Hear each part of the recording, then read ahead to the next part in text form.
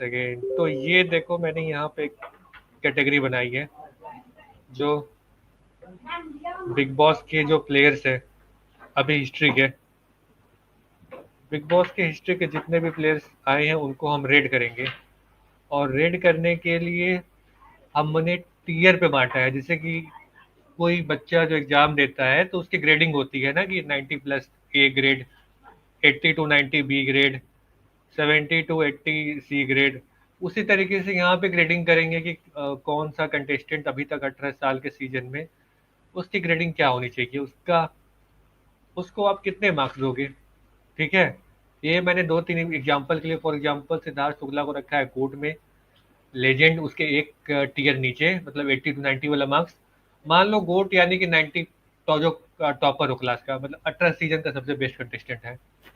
गोट यानी greatest of all time, महानतम contestant. In short के महानतम कंटेस्टेंट को हम गोट पे रखेंगे। सेकंड पे लेजेंड, थर्ड पे वेरी गुड, चौथा गुड। इस तरीके से फिर नीचे आते जाएंगे, एवरेज, विलन और नॉनसेंस। इस कैटेगरी में बांटेंगे। और फिलहाल क्योंकि ऑडियंस हमारे साथ अभी नहीं जुड़ी है, एक बार ऑडियंस आएगी तो हम ऑडियंस का भी राय को मतलब वोटिंग करा के फिर रेटिंग करेंगे। फिलहाल मैं अपना रेटिंग मेरे हिसाब से as a Bigg Boss viewer मैं किसको कहाँ देखता हूँ उसके हिसाब से मैं रेटिंग करूंगा इसका। ठीक है। अभी मैं हटा ले रहा हूँ क्योंकि ये वीडियो, एक सेकेंड, हाँ, ये इसका मैं एक वीडियो बना के डालूंगा अच्छे से, लाइव से हटा करके कट करके। ठीक है, वो आप लोग देखना। तो अब स्टार्ट करते हैं। और जो लोग भी नए लोग आ रहे हैं यार, प्लीज लाइक ठोक के जाना। ठीक है। काफी दिन बाद लाइव आ रहे हैं और ये अनशेड्यूल लाइव है, तो व्यूवरशिप तो चलो आते जाते रहेगा। ठीक है। लेकिन हम अपना जो कार्य है उसके प्रति बढ़ते हैं। ठीक है।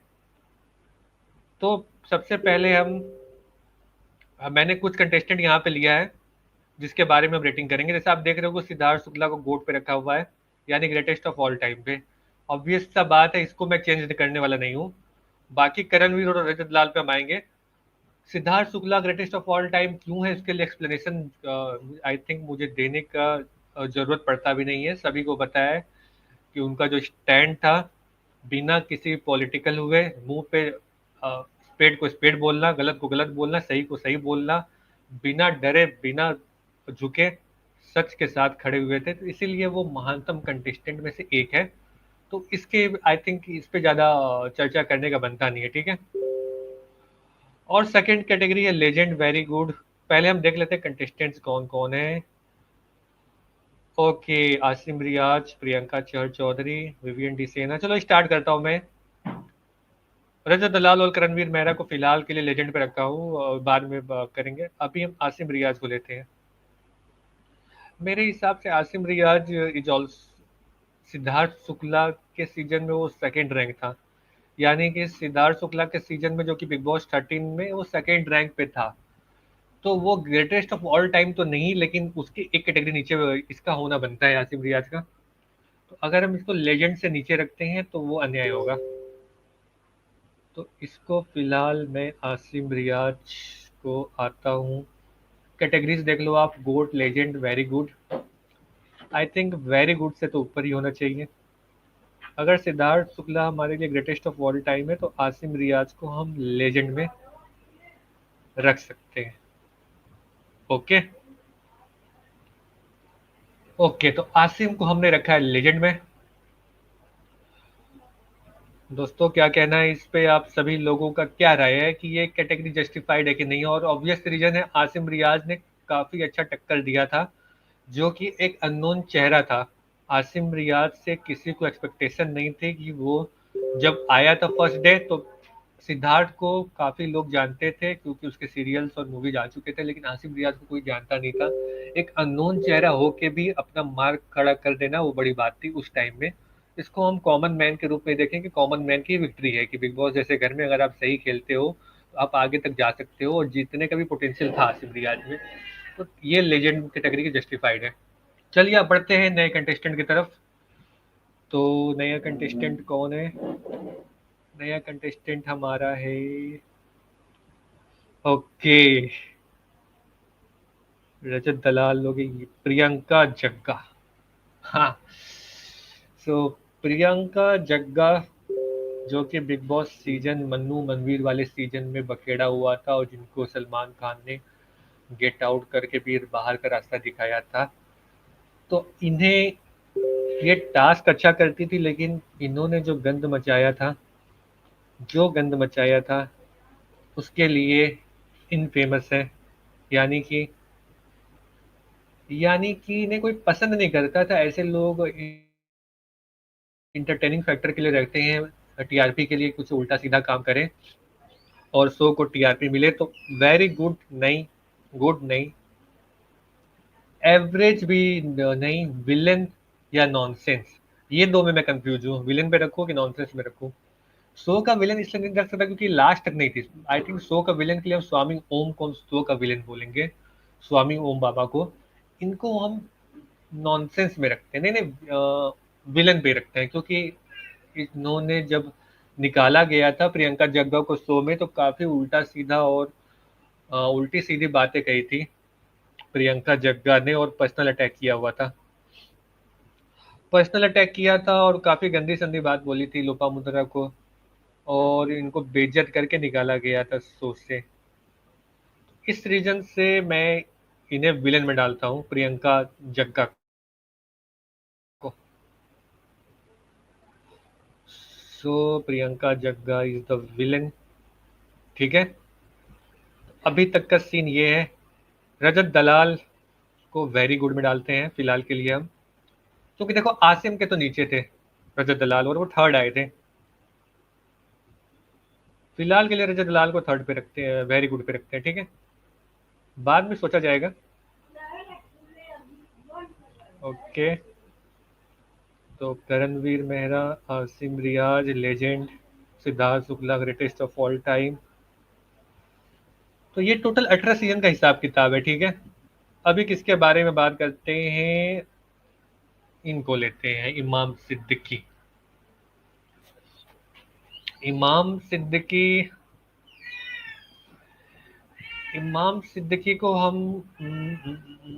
एंटरटेनिंग तो थे, और ये बिग बॉस सीजन 6 के रनर अप थे, यानी कि इन्होंने अच्छा किया था, और आई थिंक काफी ये शो के विनर भी बन सकते थे।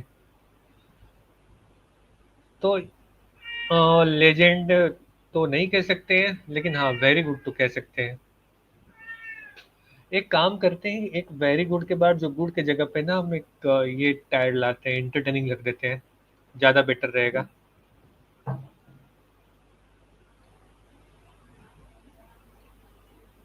एक सेकेंड। हाँ,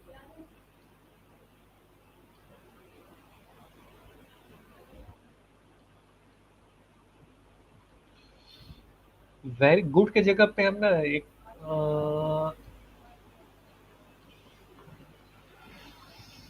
क्या करें, एंटरटेनिंग का रखते हैं, सबसे बेस्ट रहेगा।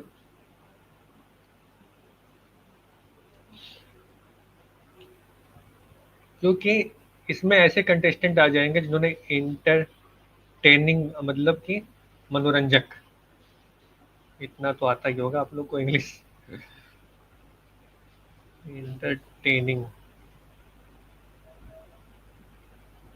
हाँ, ये सही है।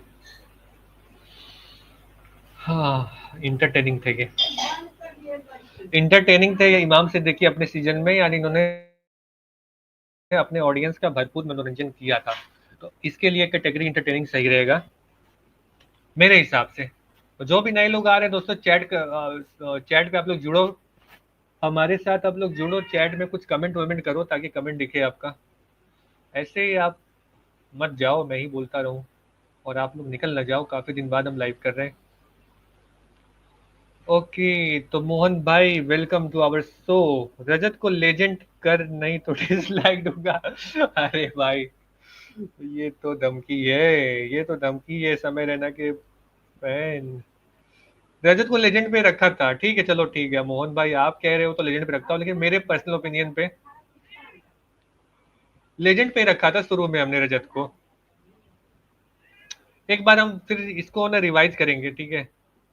चलो ठीक है, ये एक बार हम क्या करेंगे ना, देखो ये मेरा पर्सनल वो राय है, ठीक है। जैसे कि आपका क्या राय है, ऑडियंस का क्या कहना है, तो ऑडियंस के अकॉर्डिंग हम एक बार फिर से बनाएंगे। रजत पर्सनली मुझे तो पसंद आया था, मुझे खराब नहीं लगा था, मुझे अच्छा लगा था। लेकिन आप सीजन 13 का देखो, जैसे आसिम रियाज के पैरेलल में मतलब करना थोड़ा नाइंसाफी लगेगा। इवन करणवीर मेहरा को मैं बोलूंगा, रजत, करणवीर मेहरा और आसिम रियाज, तीनों को एक जगह रखना थोड़ा वो लगता है। बात ये है। रजत को गोट कर जल्दी, नहीं भाई, गोट कैसे कर सकता हूँ? गोट मतलब ग्रेटेस्ट ऑफ ऑल टाइम हो गया ना। ग्रेटेस्ट ऑफ ऑल टाइम कैसे रजत वो कर सकते हैं यार? ये तो नाइंसाफी हो जाएगी मोहन भाई। लेजेंड कर दिए, ग्रेटेस्ट ऑफ ऑल टाइम तो सिद्धार्थ शुक्ला ही है, आप भी मानोगे। तो अब हम बाकी कंटेस्टेंट पे आते हैं। ओके ठीक है, मतलब आपके लिए गोट है, ठीक है, मैं मान गया। ये पर्सनल ओपिनियन है ये मेरा। एक बार नया लिस्ट बनाएंगे ना, तो उस पर आप लोग वोट करना। और नए